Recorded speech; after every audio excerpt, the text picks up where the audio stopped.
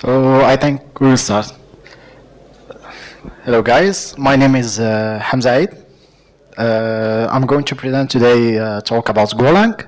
Golang is a programming language invented by Google, and it's actually very known and used in many great tools like Kubernetes, Docker, and it's a static typed language. So about me, I'm working at Schibsted Media Group. Schibsted is a Norwegian group owning many classified websites. So we are employing Golang to build several microservices like doublets detection and some microservices to interact with our database and like having a pub/sub patterns. So Golang, it's an open source language. There is this is the repository if you want to check the source code. Google has some process if you want to contribute to, and from time to time they organize some kind of workshop in order to engage everyone to contribute to the source code. It's compiled and statically typed, and it's built in with concurrency primitives. We will see some examples in today's demo. So those are the gophers. The gophers, this is the sign of the Golang. They're just so sweet. They are doing so many work at the same time. They are doing like a concurrency task. We'll see about this feature later. So Google was invented after finding by Google some blockers, or let's say they were not highly satisfied by the C++ patterns, and it was invented by Ropik, the guy behind UTF-8. For the syntax, it's a very clear and easy syntax. It's like a lot of guys in the community are calling Golang the modern C. So like we can see, we can declare many variables at the same time, giving affecting to these variables many values. And the function to declare it's the ordinary syntax. And these 2 points, in order to avoid the new keyword, you can use this two points. So this is just to follow up with this code line by line, what we are going to do. This is the short variable declaration. The OTR, if we want to declare some constant with and having incremental values like 0, 1, 2, 3 and going on. This is the example. So A, B, C, D, each one will hold 0, 1, 2, 3. And this is the shorthand syntax. We can omit the EOTA. So we can use bits if we want. That's cool. And this is the initializer statement. If we want, one of the great things in Go, if we are browsing the source code, we will find that after each call of a function, there is a handling of the error and checking if the error exists. This is like a mindset of how Go developers are working currently. And we are calling foo function, and the error will have if we have an error or it's nil. If there is an error, we can handle it instantly.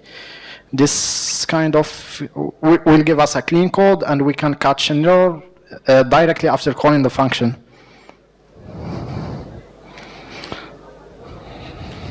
So the defer statement. So in C or any language, we are always aware if we have a buffer that we don't use anymore, but they still live in the memory, or we have a file that's still open.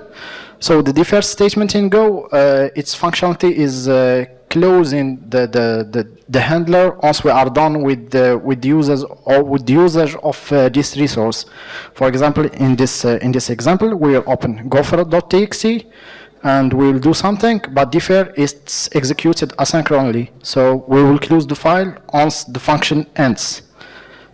So the resource is released. So no worries with the memory leaks again if we are dealing with such cases.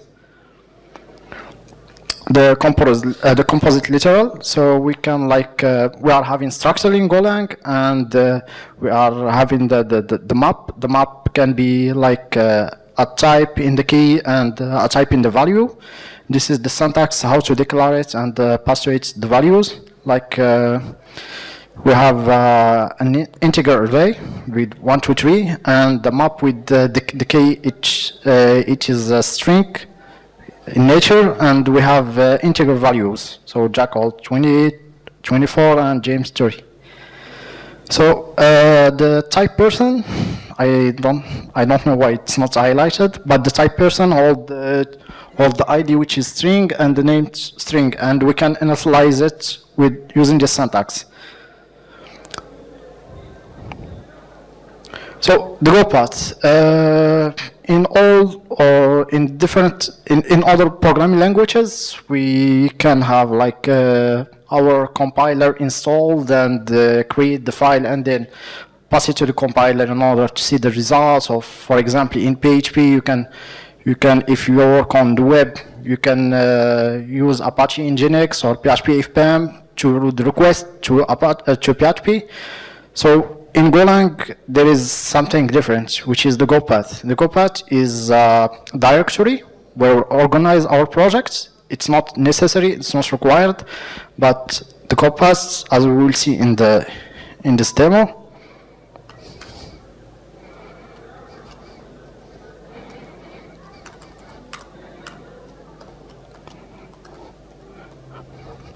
the Go-path holds 3 directories: the source, the package, and the binaries. So the source is where our source code is located. The package, if we use some dependencies, the dependencies gets compiled and stored in this folder. And the bin package, when we compile or build our program, it's located in the bin directory. So Go has some interesting tools like GoGet. Instead of using other tools to handle our dependencies, we can have dependency in GitHub, Bitbucket, or any version control system. Then do a GoGet and pass the URL, and it will get it automatically. If it's something that is going to be built and compiled, we will find the executable file in the bin directory. So it's like pipe, it's like npm. So, and one of there is so many built-in libraries. One of them is the testing package. In the testing package, it's a package that lets us easily write tests and run tests for our program.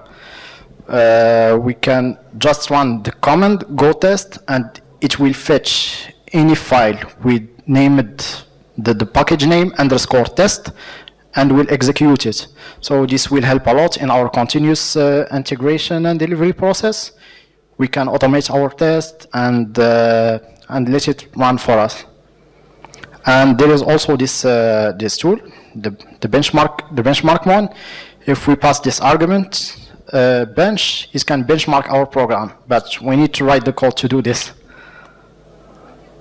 So the testing package has the testing.t structure. The testing.t, it's an interface. It holds many helper functions like logging out, asserting the values, if the value match our expectation or not. And this is an example of the test. So it's a unit test of a function. We have the function. We have the function that we are going to use. It's unit. It takes a float, and it will just verify if it's negative, it returns 0, else it returns 1. And in the test, we have the input value and the expected one. So here we are going just to test and assert. If there is an error, we can try get like t.errorf. So when we will run go test, it will just give us an error. One of the interesting feature in Golang is the concurrency. The concurrency, to use the concurrency in Golang, we need to use the Go routines. Go routines are simply functions that will run concurrently with other functions. We can like if we think between the synchron and asynchron programming.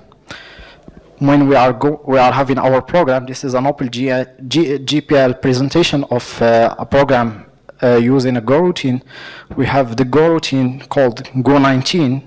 It's just like the thread ID. It will go out, be executed, and return to our program. And we have the channels. The channels are a type in Golang, like a resource that synchronizes the communication between Go routines. So they are the pipes that connect concurrent Go routines. We can send values from Go routines to channels and also retrieve values from the Go routines. So let's have a demo about the Go routines. So this is the code. Here we have the function loop print. It will just run synchronously. It will call this function loop print. It will loop n times. We give it, and will print just the string and how many times it looped. So here we called it synchronously, and to call it in a Go routine, we need to append the keyword Go before the function. So we are going to call it 3 times here and 10 times in the Go routine.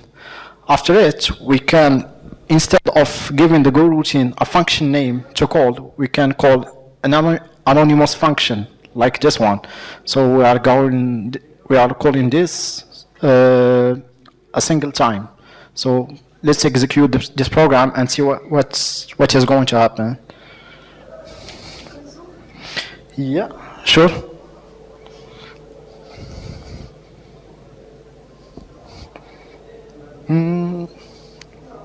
No.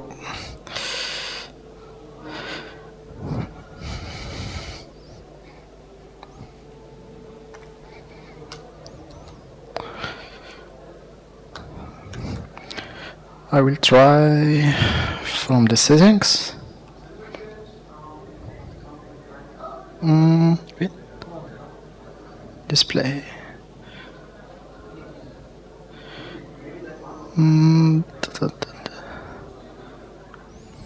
No arrangements. Okay. Okay, that's great. So let's run our Go routine. So our Go routine will call the function synchronously and its blocks. So it will wait until the end of the function. So this is the first function, loop print. Then it's called calling this from Go routine 0, 1, 2, 3 until 9. So this function won't block. It will continue the execution even if we are going to call another function in the same time. And then it will just execute the other routine. So in the next example, we are going to use the time package in order to do a slip and see what is going to happen exactly.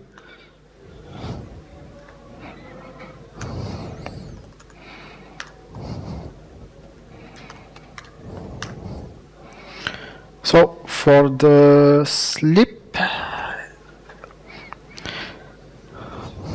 okay. Oh.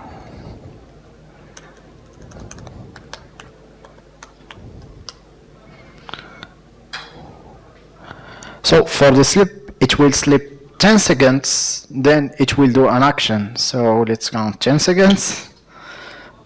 And now, without doing anything, it executed the other synchron function.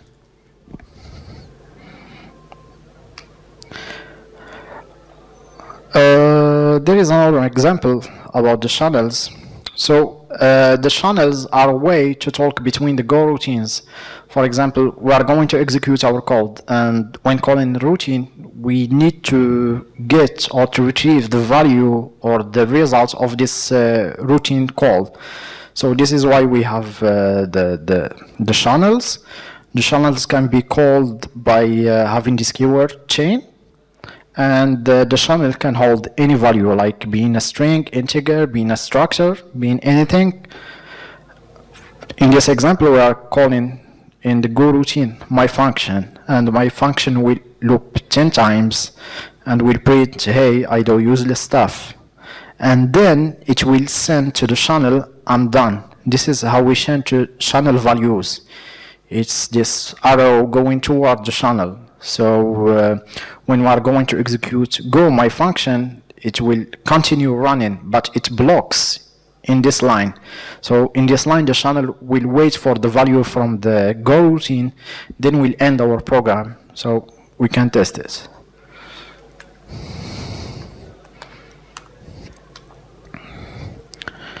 So here we loop it from 0 to 9, and then we printed the code.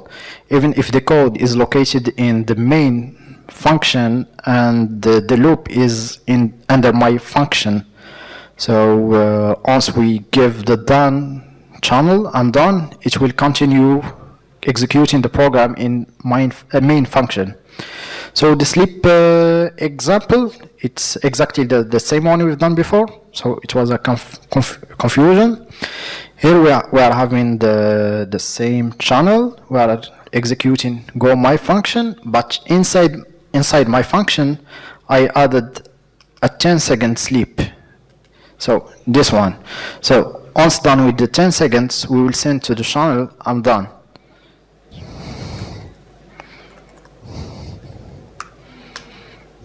So we loop it from 0 to 9, and we will wait for the 10 seconds to go.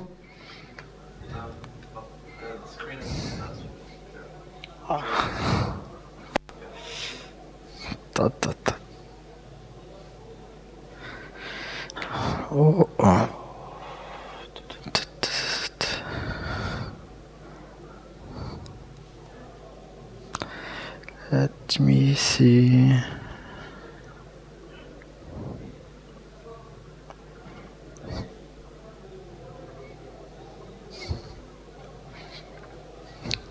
Oh.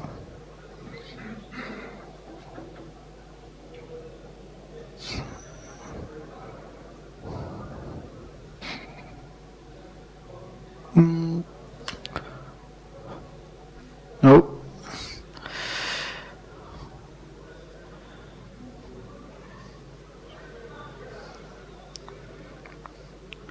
Okay, let's do something.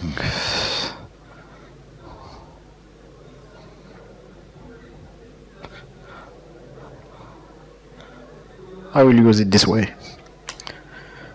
So this is the execution of the function. It's from 0 to 9. We wait 10 seconds, and then we will give the message to the channel in order to print it.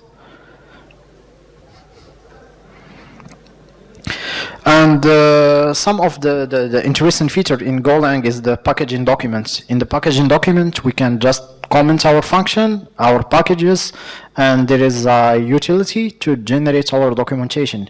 It can save the documentation in using an HTTP server or just having it statically located in our machine. And this is the example how we can create comments for our code. Just comment before the function, and you run in Go.doc, it will generate the documentation. Documentation is like it's the same one that is hosted on Google. We can browse our packages, for example, zip package, and see our function, constants, variables, and then we can see our function and its signature. What are the parameters it takes and what it returns, if it will return anything. And another thing in Go is that we can return multiple parameters. It just separate the parameters with the comma, and you can get it. So there is GoFMT. GoFMT is the formatter tool. No more headaches with with our IDE, having some plugins to format our code. Just run GoFMT, and there is some standards in the styling of Go code. It will take care of this. And the most interesting one is GoVet. For example, sometimes there is some bunch of code that we cannot test or we cannot reach. And Go vet do this. It examines our Go source code and reports suspicious constructs. For example, in this main function, there is a hello and there is a return before another print. I think the compiler won't tell us anything because it looks normal. It will execute and exit the program, but Go vet will report this to us. So the Go code, this is how we can run the HTTP server and the how to generate our documentation. And there is also a tool for presentations. So we can run, we can import this package and have presentation like the one hosted in talks.golang.org. And to play a little bit with Golang, there is the playground, play.golang.org. We can run Golang in the browser, like running Golang, formatting, importing external packages if we specify the packages in the import, or sharing snippets. And let's go see an example of a web server. Golang has many great packages, from the cryptography until the networking.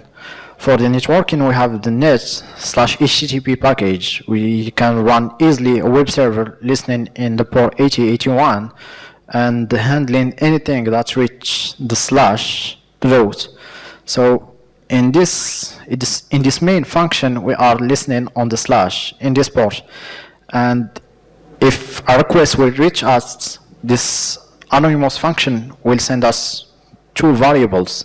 The first one is the HTTP.response writer. The response writer is the interface that will help us interact with the HTTP response, like writing the results back, like encoding the response as a JSON, as an XML, and there is the HTTP.request. The HTTP.request will hold every information about the request.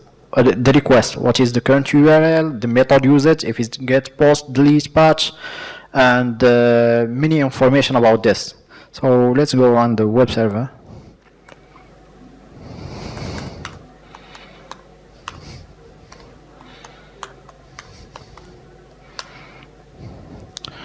I think it's on. And it's working, so hello, you've requested slash. It's very simple and straightforward.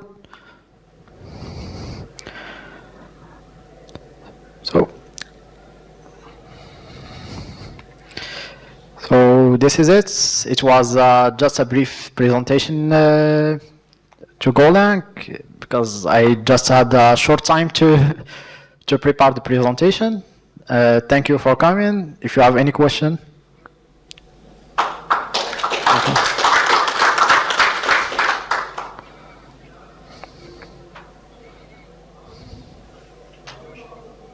No question. So thank you.